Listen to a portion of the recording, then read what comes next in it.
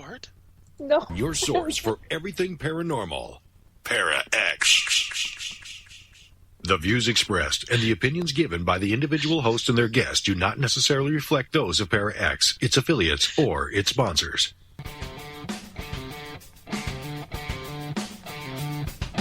Supernatural. Magic. Ghosts. UFOs.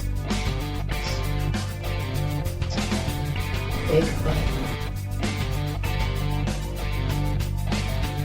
Extraterrestrial. Psychic energy.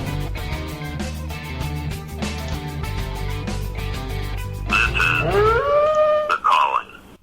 And hey, everyone, welcome to The Calling, another beautiful Wednesday in the island of Piggy. And along with me, sitting right next to me, as a matter of fact, you could get over a little bit, is Kimberly Juarez. Hey, Kim, what's happening? Hey, Jerry. How are you? Doing well.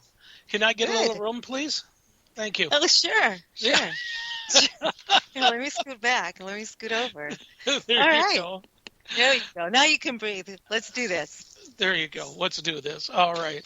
Okay, everyone. So tonight, last week we had on Char Savoie of Char Vanity, and just, it was an awesome show. It was a great time.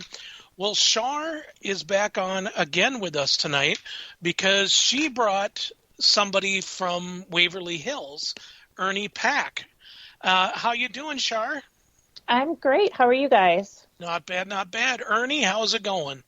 Going well. Okay. Good to see everybody. Good. So now, Char, how do you know Ernie and stuff? He's my idol. He's your idol. Get in line, sister. Fits in your pocket. I actually met Ernie last year, or it must have been in June, I think it was. I forget now. But when I went out to Waverly Hills to do an overnight investigation, a public one, I didn't do a private one.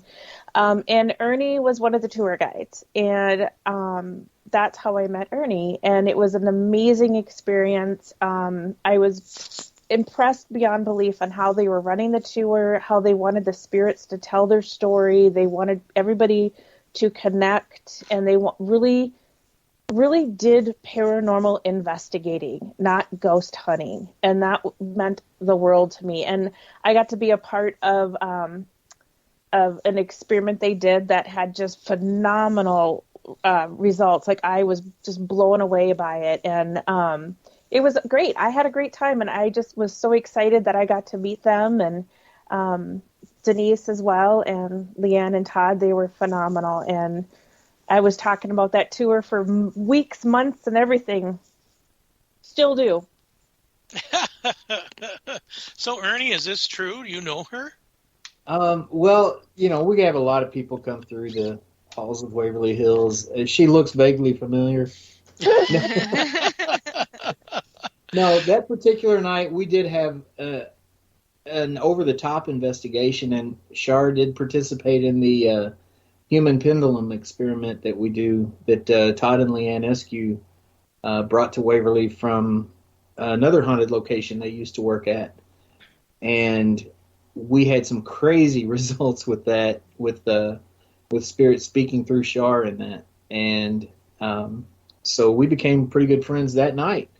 And then we ran into each other out at the Las Vegas Para-Unity Convention, and Char was nice enough to give me some time to get up on stage with her and tell the story of what's going on at Waverly Hills. And we've been in communication pretty much constantly since then. Okay, what is that thing that you said that you did? The called human pendulum. Yeah. What is it exactly? You want to explain it, Char? Sure. So I'd never seen it done before. So they were talking about it, and I was like, "Oh, what's that?" I was really kind of curious. So they have basically the person stand in the middle. There's somebody in front, somebody behind, and each side. And Leanne was in front, so she was kind of the person that was monitoring the person that was the pendulum, so to speak.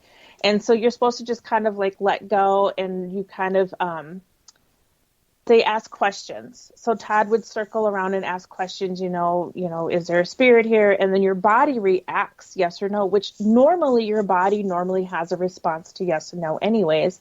So you figure out what your yes or no is, just like a pendulum. And then they would continue to ask questions, and then they could see who was in the room with them and what was happening. I was a little hesitant to start to do it. I watched 2 other people do it at first. I'm like, God, as a medium, do I really want to put myself in that spot? But I did it, and I was so glad I did, because I was doing the yes no's, and eventually I'm like, can I just talk? Because they had a lot to say, so I needed to just start talking and saying stuff. But it was phenomenal. I was so glad I did it, and it was very interesting and very cool. But I mean, I would highly recommend knowing what you're doing if you're doing it, though. And Todd and Leanne definitely know what they're doing. Yeah. Wow. So now, what kind of things how long have you been working there? I've been there, well, I guess as a host or guide, whatever, off and on since 2009. I worked a few different stints there, short stretches at a time over those years. And but I had grown up in this neighborhood, used to sneak in there when it was just an abandoned building and that no one had heard of. And then when Charlie bought it in 2001, I went up there and helped with cleanup once, and got run off by him because I was kind of wandering around and not doing any cleanup. And then I came back originally as just to help out with the haunted house, and then eventually worked my way up to hosting the private overnights and the public, and helping guide the 2-hour tours, and did a little bit of everything there. So when you first started, did you believe that it was haunted, or were you very absolutely skeptical on it? I believed it was haunted from the time I was a teenager, sneaking in there, and we would go into the building that we knew was abandoned and no one was there, and we'd see a wheelchair roll across the hallway in front of us. Oh boy, that'd do it. Yep. Yeah, that did it. Wow. Well, I just put in the chat room a photo when I went there with my team Sim in 2014. Stephanie and everybody that was with Sim, there was actually more than that. We were up there with the MPC, the Minnesota Paranormal Coalition, and we were up on the 5th floor, and I was outside where the kids played and stuff. And Steph was next to room 502, I think it was, and she turned around and started taking photos. And this photo, if you zip it in there closer to you, it shows what looks to be like me standing there, and that is not me. That was actually whatever Steffi took a picture of. And now one of the things that I understand with being out there at Waverly Hills is doppelgangers. Am I correct? Yeah, that happens. And I can't explain it. But there have been numerous times when I would be hosting an investigation, and I would walk out of a room and be gone. And then when I come back in, people say, we just saw you go down the hall. And I'm like, no, I was down there. And they're like, no, you just went that way. How'd you come from this way? And I'm like, it wasn't me. No, I know it was you. Also had a guy once come to me white-faced and scared. He was a skeptic when he had come that night. I mean, in fact, when I checked him in that night, he said, I'm just here because the old lady's into this. And but he was out on the roof just snapping pictures of the scenery from the roof. And he had caught a picture of him standing 30 feet from him. And, he was the only one out there on the roof at the time. But, he had that picture. He showed it to me, and I said, yeah, that's you. He said, I took it. How can it be me? That's crazy. And, things like that happen up there. I can't explain that at all, but it's something that Waverly is known for, and it does happen. Isn't that like famous last words my wife brought me, and they're the ones that get just bombarded with something? Yeah, it seems like the ones that believe the least experience the most. Mm-hmm. at these, truly haunted locations anyway. Mm-hmm. Yeah, we had, everybody told us, they said, you don't have to go looking for ghosts. You don't have to go hunting. They're going to come to you and find you. Yep. We had everything from, um, it sounded like somebody ran past us in boots, which was kind of hilarious because it was like, I wasn't expecting it. We had, Steph and I were walking with the team and stuff, and had a flashlight in my hand, and all of a sudden my hand felt like jelly, and it was just the weirdest thing. Trying to hold on to the flashlight, and then the light started getting less and less until it finally went out, and I'm like, what? So then we went down to the gift store to get more batteries, and I thought I'd test it, and the batteries were fine. It just, for that one moment that did that. But the big thing now, what floor is the, where they did operations and stuff? Was that third floor? The fourth floor was the main Fourth alarm. That one was freaky. We were in one of the rooms where they did, operate on people, like open up their chests or whatever and stuff. And Mike, one of our investigators, he was with another team because we were there with MPC. All of a sudden, he froze up, and he couldn't move, and neither could I, really. And everybody kind of walked us on out, and as soon as we got out of that room, then we could move again. It was just the most oddest thing I've ever felt in my entire life. I mean, it was pretty cool. It was pretty cool. So, Kimmy, you haven't been there yet, right? No, I haven't been there, but I've done a lot of the research on it because that's one of my number one places. And as a matter of fact, it was this year that I would have probably have gone, but because of everything that's happening right now, which we will get to later. So the thing is that there's just so much. So many people have gone through there. So many, teams and famous popularity TV shows and stuff like that, have gone through there. I mean, Ernie, what is the most impelling evidence that you guys have ever, whoever caught in? I mean, was there anything like, super interesting or something that's... There's probably what put Waverly Hills on the map in the paranormal community, and it's actually what brought paranormal investigation out of the darkness, so to speak. Right. Was that first episode that Ghost Hunters filmed up there, mm-hmm. when they caught the thermal image of the figure running across the hallway. Yep, and isn't that the one from the top floor? No, like on the top that was on the second floor. Oh, was it second? Okay. Second. And that still to this day stands as probably the best piece of video evidence that's been caught. I mean, there are thousands of EVPs, mm-hmm. and I mean, Waverly, if you run a recorder, we always told people just set a recorder down anywhere and mm-hmm. leave it and just go away and come back and you'll be amazed what you have on there. Wow. Because, I mean, that place delivers the EVPs like crazy. Right. When Paranormal Lockdown was filmed up there, there's an entity that used to be very active up there, and it seems to have calmed down, or seemed to have calmed down last year when we were hosting the tours. Mm-hmm. But they called it Big Black. It was a blackness that would just engulf an entire hallway. And Paranormal Lockdown had a drone camera out in the parking lot shooting the entire backside of the building. Uh-huh. And it had a thermal camera on it.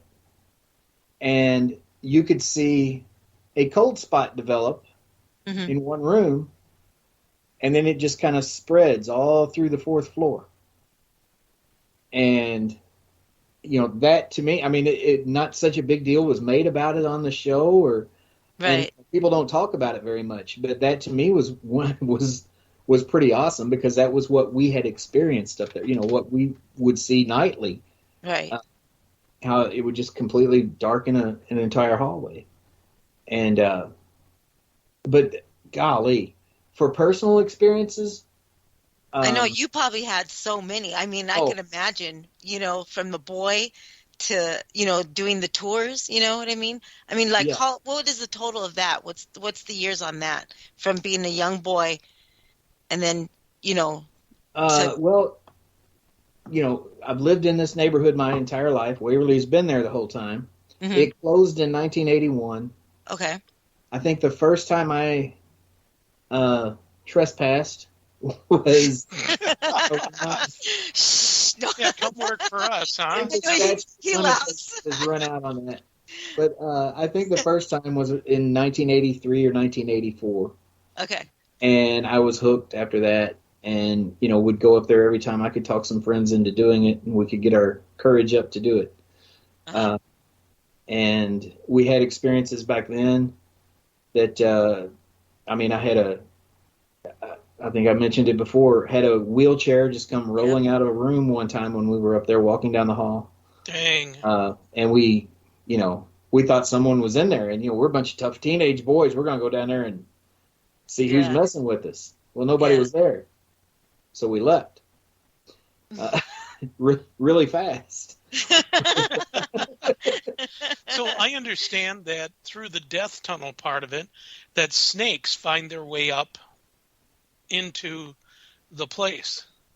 Yeah, we get snakes in there from time to time. I was one of the official snake wranglers. I got drafted into that job, and we'd have a tour group going through, and I'd be sitting down in the laundry room with Tina, and they'd come over the radio and say, "We got a snake on the 4th floor." And so I'd have to go Wait, and grab what? the snake. In the 4th floor? Oh yeah, I'm Dude, sure they make their don't- way up. building. Those snakes will come up those vines up the side of the building. Oh, yeah. Yeah. Okay. I can yeah. imagine. Not going to stay there anymore.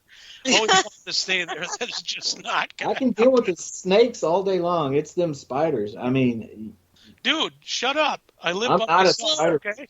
I can imagine not just spiders. There's probably critters and all kinds of rodents, and I'm sure the snakes are probably like, "Oh, there's a good place for us to eat." Wine Well- and dine on the top floor. You know what I mean? Think about it. we don't have.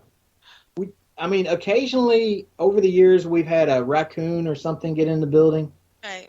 but don't really have a lot of that kind of stuff in there because the ground floor of it is sealed up pretty good, Okay. and they can't get in that way. And I mean, the building is pretty well sealed Hmm. everywhere except for where there's not windows and things. But those are at Right. least on the 2nd floor, so Right. we don't have a whole lot of rodents or anything like that. We've got bats. We got a lot of bats. Yeah, I'm sure and you do. As a result of that, we don't have mosquitoes, Nice. which is good for a paranormal location, because Right. if you're like me and you investigate in the summertime very much, you typically get ate up with mosquitoes just about anywhere you go. But Waverly, you don't have that issue. So, okay, now let's move on to that because I keep looking around me. And seriously, I have arachnophobia real bad, dude. Oh, me real too. bad. So Me let's too. get away from that and the bats and the snakes because something's going to move next to me and I'm going to freak out. Okay, yeah, I am that type of guy. Yes. Anyway, so now what is this blue orb that people have seen? Have you seen it? I have seen a room light up like someone was striking a welding arc in that room. Wow. Now, as far as just a blue orb, I have not seen. I have seen a yellowish orb shoot down a hallway. Because But the blue yeah, orb there- was said to come up the death tunnel. Well, what I've seen coming up, what I call the body chute, is Body shoot, yeah. is more of a silvery looking thing. It kind of shimmers like it's almost looks like it's chrome or like aluminum foil. You know what I mean? And because it moves like it's being blown by the wind, or like if you were to see a piece of aluminum foil blowing in the wind and the reflection coming off of it, that's kind of what it looks like.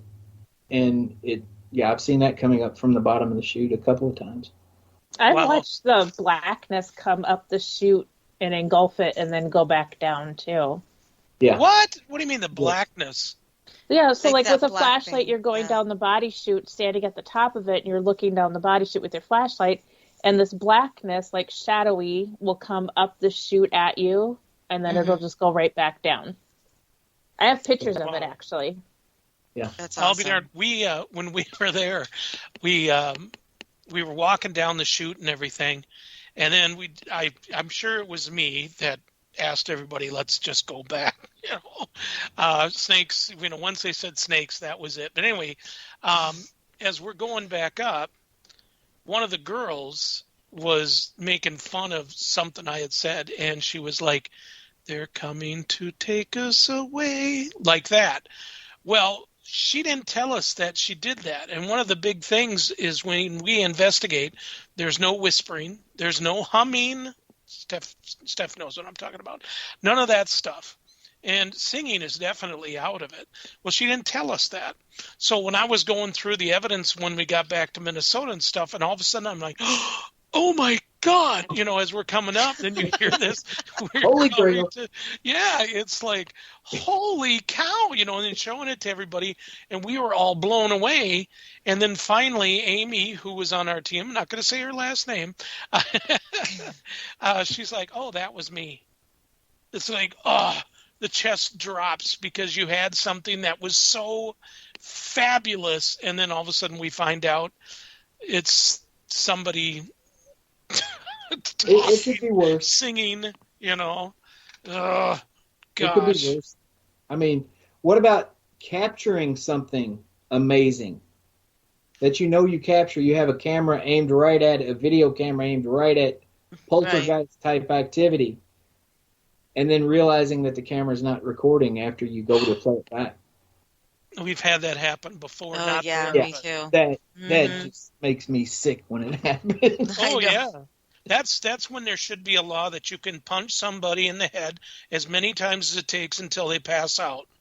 Yes. Yeah, there should be. That should be a paranormal law. I agree. Sorry. I know everybody's like, God, why is Jerry allowed to speak? Jerry's a violent man. Yeah, I really He's scared of I am spiders. not. Just throw a spider at him. He'll be fine. Anyway, so you've seen all this stuff and everything. Have you? Now, I've heard sometimes that people have actually passed out. Yeah, I was going to say. Yeah. And they've had to be. Where do you guys bring them to? The body chute. I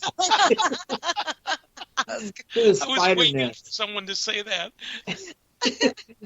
No, usually we'll just get them out to where they can get some fresh air, get them away from, if it's a public event where you got a lot of people in there, you'll get them out, away from the people, so you don't have this mass panic setting in, like, we're all going to die. And sometimes it's a metaphysical kind of thing. Sometimes it's a physical thing, and sometimes it's a metaphysical thing. Mm-hmm. And when that happens, we'll, give them crystals. We'll, do whatever kind of grounding we might need to do. If they're, a religious person, they might need to pray. Or whiskey. Or whiskey. Yeah, whiskey works a lot. Like I was told. I mean, it just depends on the situation. Because, I mean, we've had everything from, like a pregnant, expecting mother just pass out, because of, maybe the stairs and the heat, whatever, to people just walking into a room that's perfectly cool and calm, and that person was fine 5 minutes before, and then they just drop like a sack of potatoes or something, and they just get affected by the energy of the room or something. I never thought about that. I mean, all the times we've done investigations and we've hosted events and stuff, people are like, oh, can my son or my daughter go with it? It's like, well, if they're 18 years of age or older. Oh, they're not. Well, then we're not going to take them. But I never thought about someone being pregnant. I mean, I mean that I never thought about it, because a person could pass out and stuff. And if they hurt themselves, then wow, that's a big liability and stuff. Yeah. Not saying, that's right. It's still up to them and everything. But I remember when we were there and we were told by the person that was walking us through that they had a group and the woman was 6'2". And something happened and she passed out and everybody else was really small and they couldn't pick her up to get her out of there. They didn't know what to do. And so they designated one person to stay with her while everybody else continued on. I thought that was just horrible. Just check her pulse every couple of minutes. Radio if anything happens. She suddenly became the trigger object. Right. Is there a doctor around, a nurse? Help? Now we're going to communicate with Beverly. Right. Oh my God! I know it's not funny. I know, but it's hilarious. It happens. It does happen. What's that? It does happen, though. I mean, I've seen it. There was one night in 2019 where on one set of public 2-hour tours, we had 6 people pass out and 2 people vomit. Wow. Yikes. That's a lot. Of course, I mean, you're talking way about too 250 out of 250 people. Oh, yeah. A set of public 2-hour tours. So Okay, we got a question. The question is, what about trying to cross over spirits at Waverly? Is it something that you guys really don't want that to happen, or? I'm not a fan of trying to cross over a spirit that doesn't tell me that's what they want. A lot of the spirits that are at Waverly are there because they want to be there. They lived their best life while they were there. It was home to them. These patients that went up there with tuberculosis, a lot of them would spend up to a decade or more there. And you got to remember, this was during the Great Depression. Times were hard. And they had security. They had food. They had a roof over their head. They had a warm bed. They had companionship. They had social events. Life was, despite the fact that they're battling tuberculosis, life was good at Waverly Hills. And so a lot of people that are there because they want to be. They love it there. Right. A lot of them were very happy. I mean, they were happy to be there. Yes. Right. Has anyone ever asked, though? Is there anybody that wants to cross? We have, there's a ghost investigation at Waverly Hills every night, all year long. And there are a lot of groups that come in, and that's their mission, is to cross spirits. So, yeah, that question gets asked a lot. And you have a lot of people who claim that they can do it and that they are doing it, that they've crossed someone over or something like that. And I don't know that it actually happens. What I know, or what I believe from my conversations with Sarah, is that spirits have free roam. They can go where they want to go.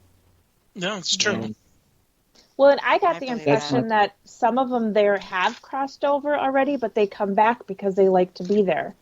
Or there's somebody else there that they're there to be with. But you're right, you can't cross anybody over that doesn't want to cross. I mean, it's just like in Jerry, go sit in the room of spiders. You're not going to do it. Right. So it's No. like right? So you can't make a spirit do anything. Absolutely. Right. Okay, it's time for break. So when we come back, we're going to talk about why you shouldn't go to Waverly. We'll be right back in about 2 minutes.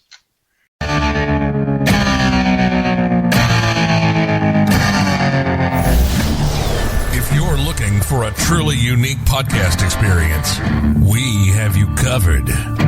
Spirit Bayou with CJ Dunham airs live from the Third Coast in Southeast Texas on Tuesday and Fridays at midnight Eastern Time, covering Creole folklore and folk magic to strange paranormal activity to new equipment for the field. CJ Dunham is a Catholic swamp witch, a devotee to our Mother Mary in the Trinity, a true believer in our Lord, the Holy Ghost, and Christ. Peace be with your spirit and the spirits by you.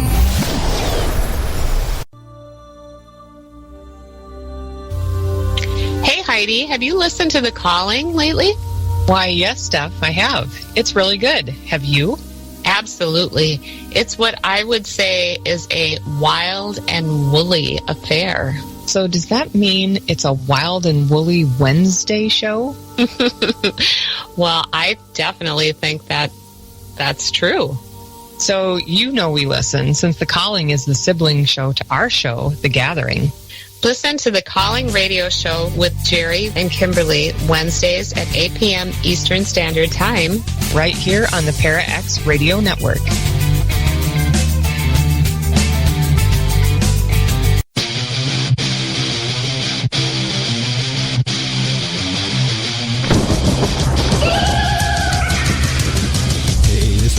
Dead Zone. I want to give a huge shout out to Shauna and congratulations on her new podcast, Exploring the Paranormal Perspective. You'll hear some amazing guests like me, paranormal and true crime stories, and more. Catch her Wednesdays at 8 Central on the Para X Radio Network. Your source for everything paranormal. Para X. And we're back. This is Jerry with The Calling with Kimberly Juarez. Anyway, so if you missed the first half of the show, which I know a couple of you have, and I'm not going to hold it against you, Kimberly, on the other hand, probably will. But anyway, you can go to our website tomorrow, www.thecallingradioshow.com, or go to YouTube, The Calling Radio Show, and you can check it out there. Also, Para X is chocked full of shows of good old paranormal, metaphysical, supernatural entertainment. There's tons of great shows. Right after us, sit around for Geeks Paranormal. And why I almost said Peeps Paranormal, but it's not. It's Geeks Paranormal. Check them out. Tuesday nights, there's The Gathering. The Gathering. The Gathering. Stephanie and Heidi, they do a really good job at their show, which is on at 8 p.m. Central Standard Time, 9 p.m. Eastern Standard Time, only on Para X. So check it out, everybody. Okay, so we're back. Sorry. You know what? I almost made it through without laughing so hard. God, I don't know why. Anyway, so one of the things, like I mentioned right when we were about to get off, why shouldn't people go to Waverly Hills now? Ernie. Because of spiders. No. Okay, no, forget it, Ernie. You just chalked up your time. Char, why shouldn't they go to Waverly Hills? Oh, I'm going to turn this back over to Ernie because Okay. he can tell the story so much better. We're having a tennis match. Here we go. Mm-hmm. Ernie, your serve. All right. Waverly Hills is an iconic location, and if you heard the first part of the show, it's full of activity. It's an amazing place. Those of you who know me know how much I love that place and what it means to me.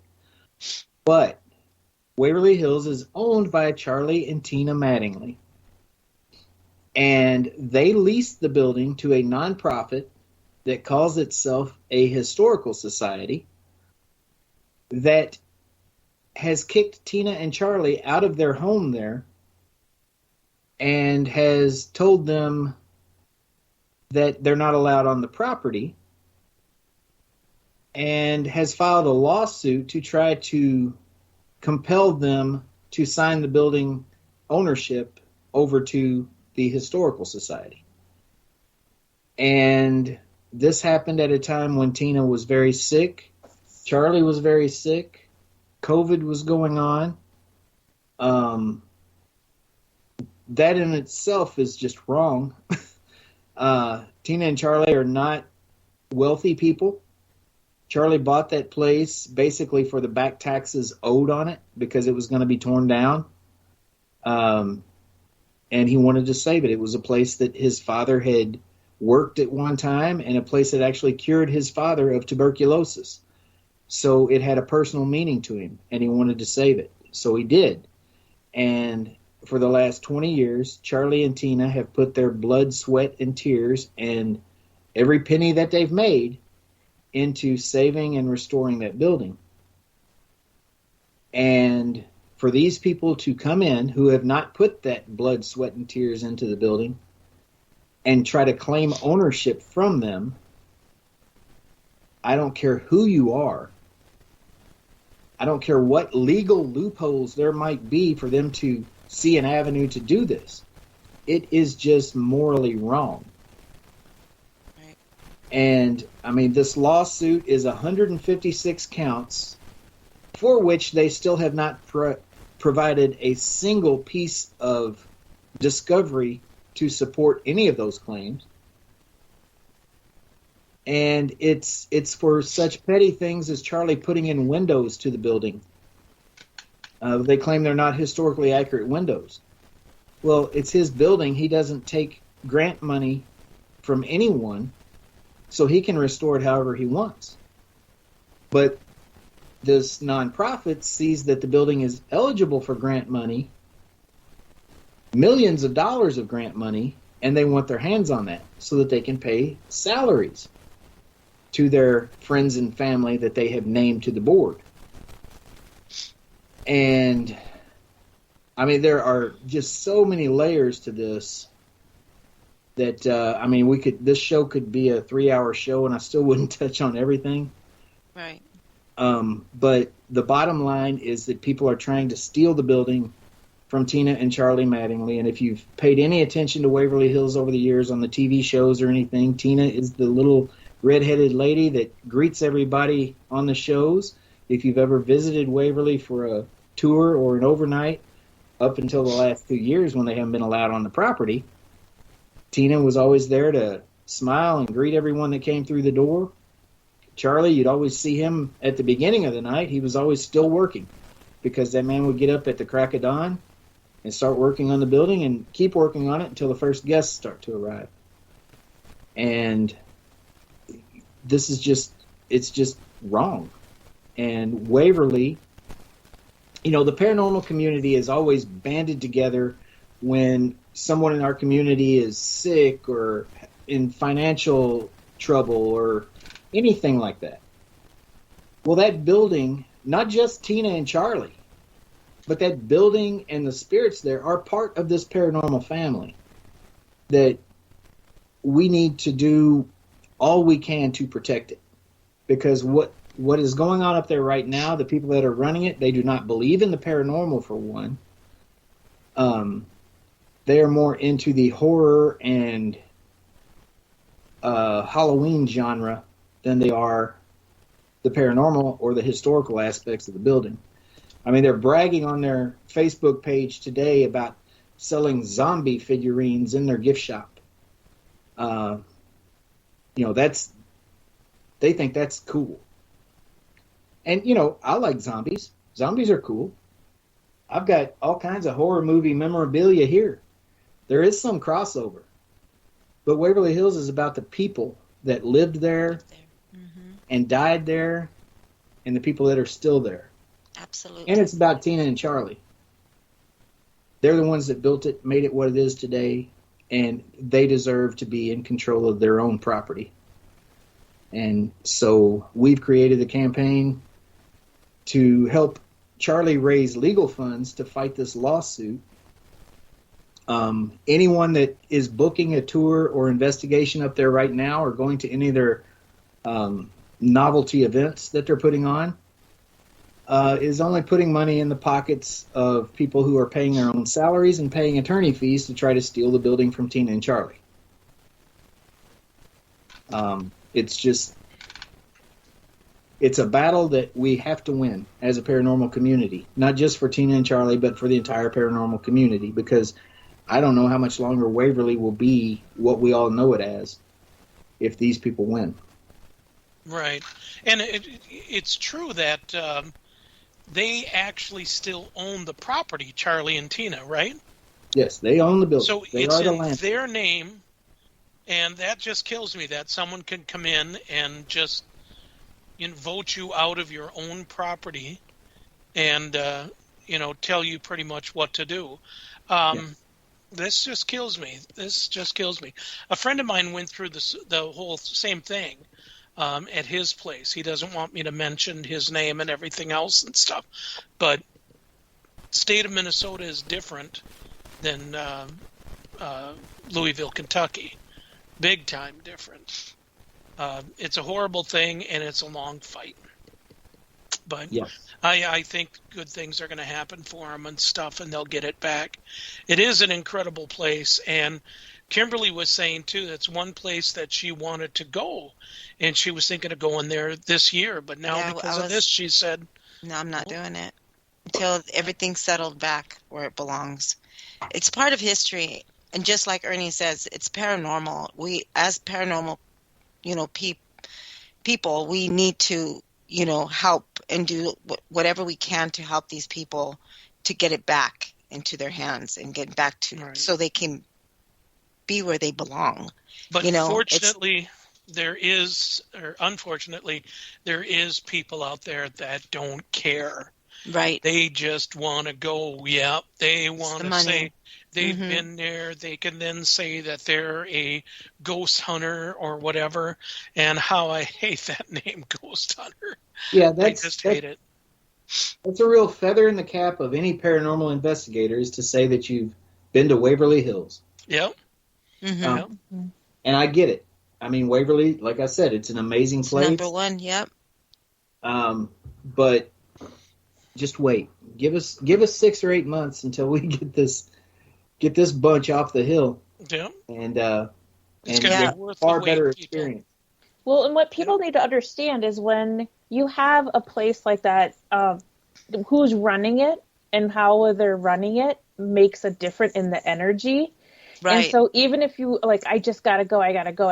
Well, I promise when these guys are back in that building, the energy will be so much better and your experience will be so much better that it's worth waiting for. It really is worth waiting for. It honestly, my experience from when I went a long time ago to this experience, how it was run differently, how it had changed, epic difference. So, I mean, if you can wait. I mean, honestly, please do, because it isn't just about that, but this is Charlie and Tina's home. They lived there, and they got taken out of not just their property, but their home. Exactly. I mean, this is just not right on all levels. Yeah, and it's just sweeter that you go when the real owners of it are there, not the people that stole it, who should be in jail actually for doing that. It's like an organized crime type of thing, They're going to organize some type of a bullcrap story and, make everything theirs. Criminal. And the thing is, too, Ernie, I've worked with historic societies before, and I've never heard of something like this. Things are given to the historic societies, and they take care of it, and they do what they can. But I've never, this must be some type of a weird group of some sort, because I've never heard them able to do that and kick someone out of their home, home. They're not an official historical society. That's just what they're calling themselves. Exactly. But the sad part about it is they were Charlie and Tina's friends. Wow. Yes. Wow. So the historical society itself, what do they say about all this? Oh, they think they're in the right. They think that they're in the right? They think they're in the right. They think that based on all of their claims in their lawsuit, Tina and Charlie were stealing from the building. Tina and Charlie were creating an unsafe atmosphere by shoddy work in their restorations. The lawsuit, I think I showed it to you the other night. It is literally 5 or 6 inches thick. And there's so many ridiculous claims in that lawsuit that just make absolutely no sense. And that's why they haven't been able to produce any discovery at this point, because everything in there is based on hearsay. I think what had happened is they saw Tina and Charlie at a moment of weakness, and they were both very sick, and they thought if they threw this at them, they would fold and sign the building away and be done with it rather than fight it. Right. And Charlie has told me. These are their friends that did this. So it's family and friends. What happened, Charlie formed this nonprofit to run the business of the building because he's a builder. He's not a bean counter. He always says, I'm good at growing beans and not good at counting them. So he brought on this board for them to run the business and handle the taxes, and they made it a nonprofit, to help with the tax liabilities and all of those things. And he brought in people that he thought he could trust. One was at the time, he was a priest. He's now a bishop with the United States Catholic Church. And he brought in an accountant, another accountant, and then friends.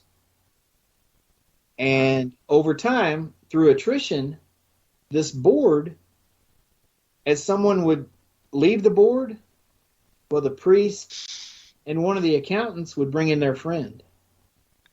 Someone else would leave the board. They'd bring in another friend. Right.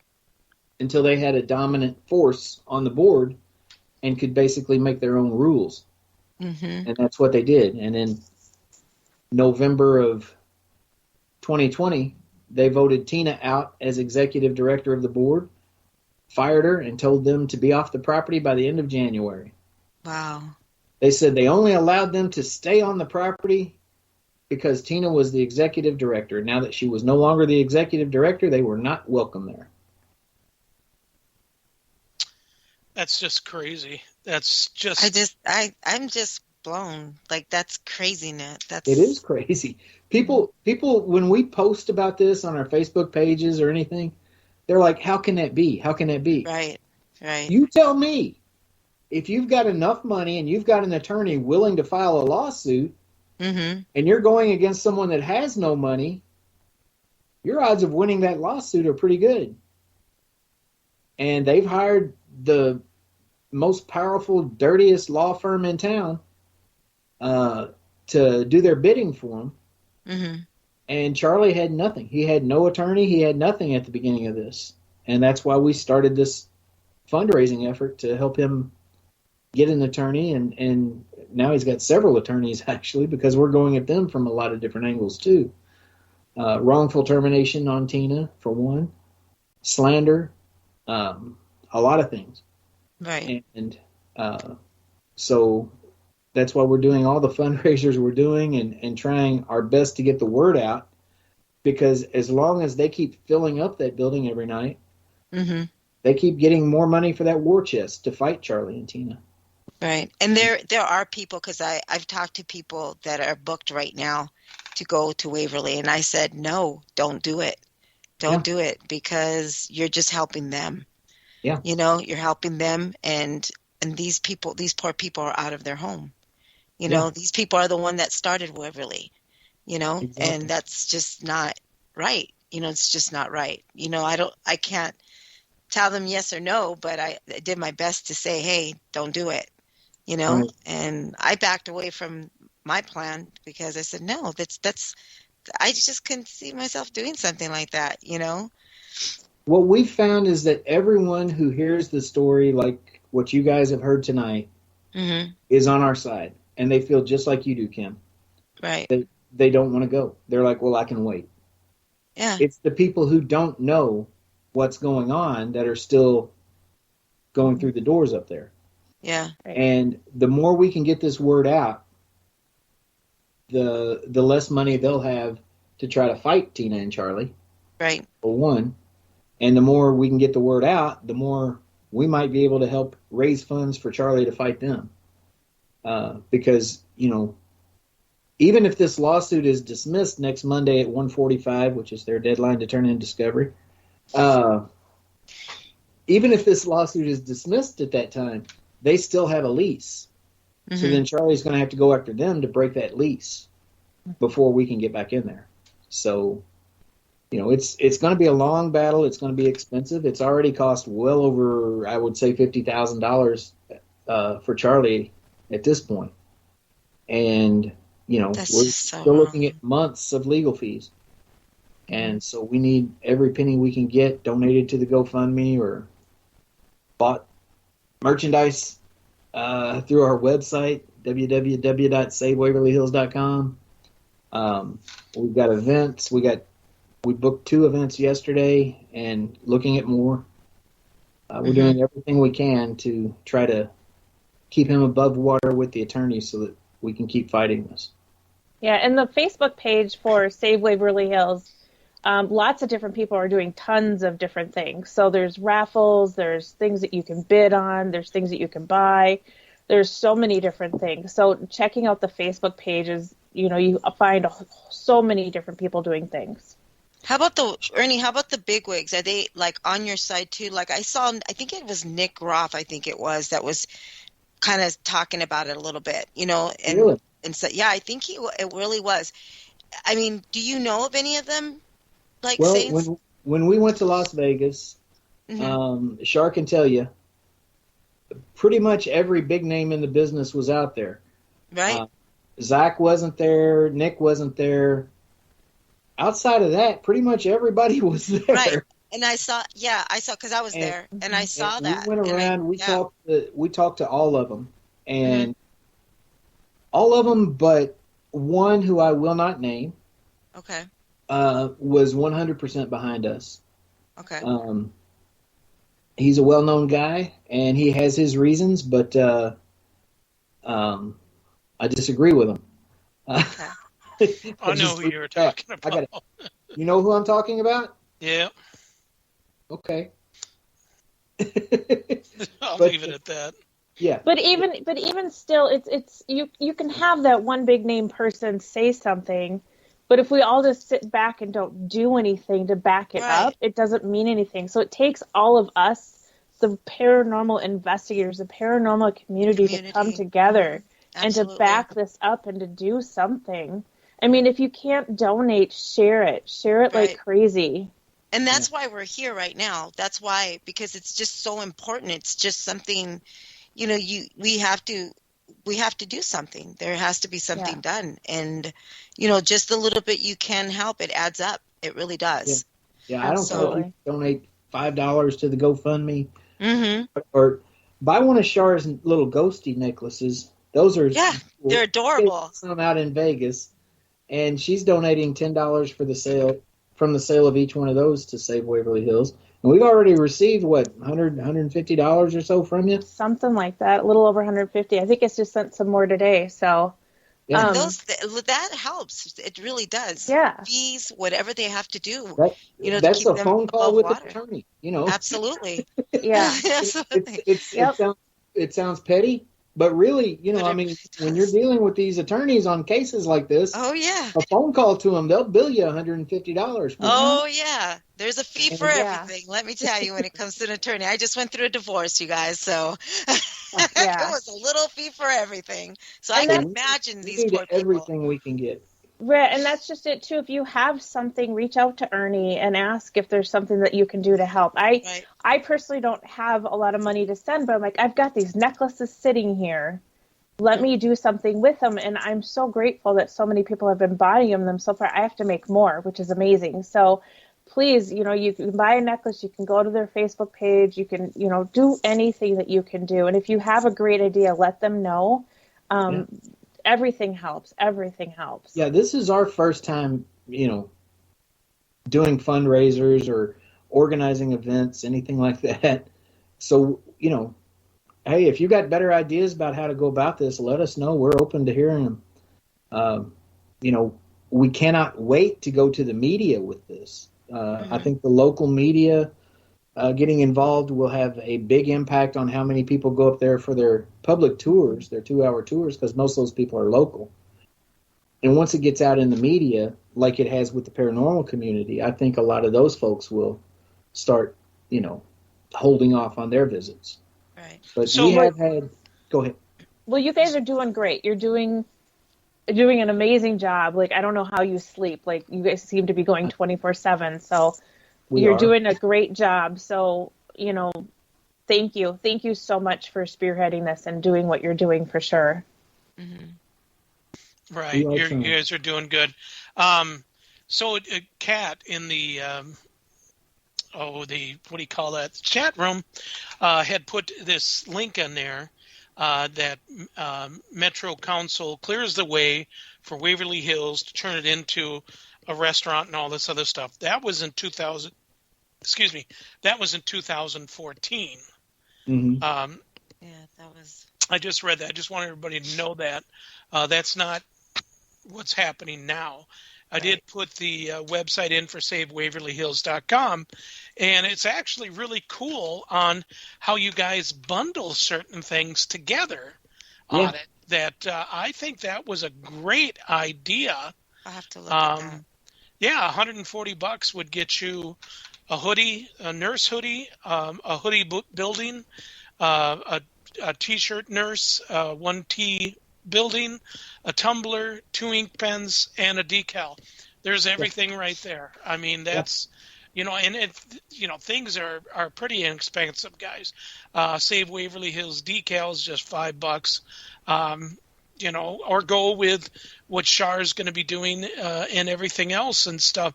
This is a good job on that, because I know we all need help in doing this stuff. So, wow. We don't have a big pile of money to pull from either. I mean, right.